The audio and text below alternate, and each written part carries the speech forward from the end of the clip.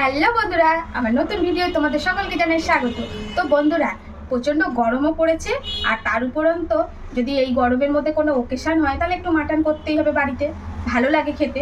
তো যাই হোক, আজকে এই গরমও যেমন হয়েছে তার মধ্যে মাটনও এনেছে কর্তামশাই। তো এই গরমের মধ্যে মাটনটাকে খুব হালকা করে রান্না করবো, যাতে করে গরমের মধ্যে মাটনটা খেলে কোনো অসুবিধা হয় না।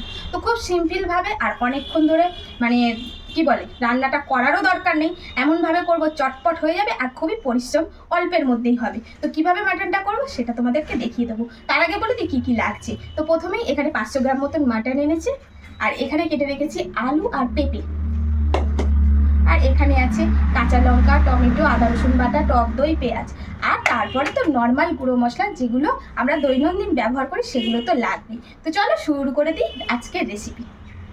প্রথমেই যেটাতে আমি মাংসটা বানাবো সেই পাত্রটা নিয়ে নিয়েছি। এখানে কিন্তু আমি একটা কড়া নিয়ে নিয়েছি। এখন এই কড়াইয়ের মধ্যে মাংসটাকে ধুয়ে রেখেছি, সেই মাংসটা এর মধ্যে ঢেলে দিচ্ছি। এখন এর মধ্যে দিয়ে দেব কাঁচা লঙ্কা, পেঁয়াজ আর টমেটো। এখন এর মধ্যে দিয়ে দেব টক দই। তো এখানে 3 চামচ মতন টক দই আছে, তোমরা চাইলে কম বেশি করে নিতে পারো। তো এখানে টক দই দিয়ে দিলাম। এখন এর মধ্যে এই যে বড় বড় করে কেটে রেখেছি আলু। তো তোমাদের আলু যে যেরকম পছন্দ করো সেইভাবেই দিতে পারো। আর এখানে আছে পেঁপে, পেঁপেগুলো কিন্তু বেশ বড় বড় করেই কেটেছি। এখন এর মধ্যে দিয়ে দেব 1 চামচ মতন কাশ্মীরি লঙ্কার গুঁড়ো। এখন দিয়ে দেব 1 চামচ একটু বেশি করে ভর্তি করে হলুদ। তো এখানটায় সেক্ষেত্রে তোমরা কেমন মাংস নিচ্ছ, কতটা নিচ্ছ সেই মতন করে মানে মেজারমেন্ট করে দেবে। তো আমার এখানে যেহেতু 500 মাংস, আমি সেই অনুপাতেই মশলাটা দিচ্ছি। আর এখানে আছে জিরের গুঁড়ো,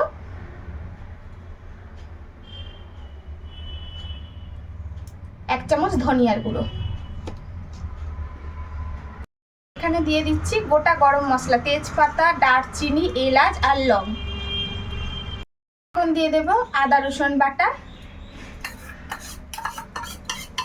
1.5 চামচের মতন দিয়ে দিলাম, এই টেবিল চামচের 1.5 চামচ।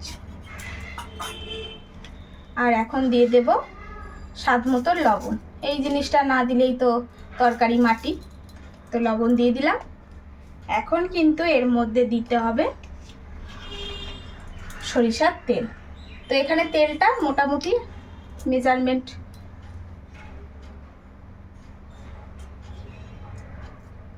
খুব বেশি দেব না, আমি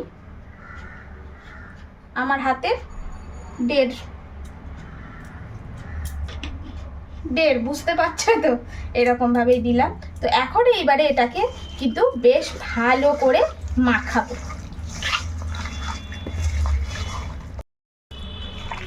তো সুন্দর করে এটা মেখে নিয়েছি।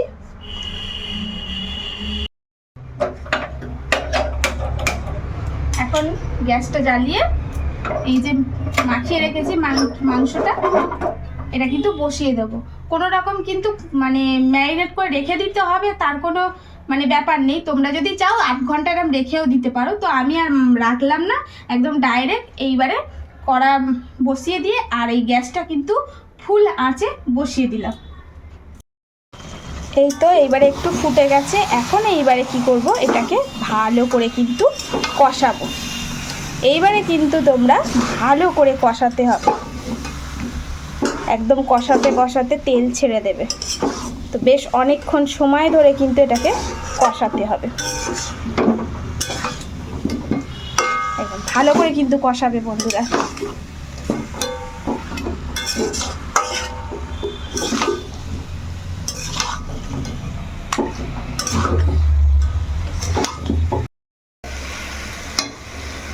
এই তো খুব সুন্দর করে একদম মাংসটা কষিয়ে নিয়েছি, দেখলেই বুঝতে পারবে একদম তেল বার হয়ে এসছে। তো মাংস এখানে কষা হয়ে গেছে, আর মাংসটা এরকমভাবে চামচ দিয়ে দেখলেই বোঝা যাচ্ছে যে প্রায় 70-75% দিয়ে এখানে সিদ্ধ হয়ে গেছে। তো আমি প্রায় এটাকে 20 মিনিটের মতো ভালো করে কিন্তু কষিয়ে নিয়েছি। তো এখন এই পর্যায়ে কিন্তু আমি দিয়ে দেব গরম জল।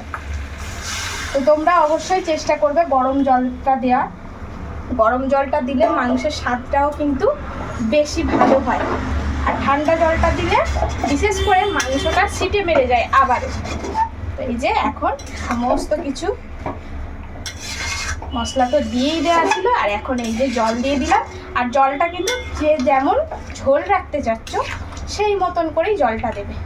তো এখন এইবারে এটাকে বাকি যেটুকুনি বাকি আছে সেইটুকুনি সিদ্ধ হতে বসিয়ে রাখবো।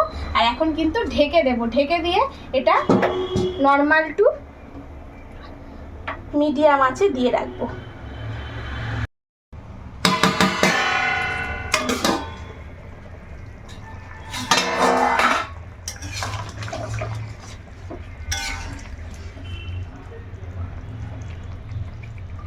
তো এই তো প্রায় 20 মিনিট মতন ঢেকে রেখেছিলাম।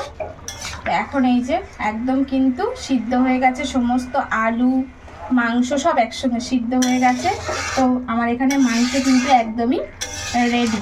এখানে আলু টালু সবই সিদ্ধ হয়ে গেছে। এখন লাস্ট পর্যায়ে কিন্তু আমি দিয়ে দেবো এখানে গরম মশলা বাটা। তো এখানে গরম মশলা বেটে রেখেছিলাম, সেটা কিন্তু এখন এর মধ্যে দিয়ে দেবো।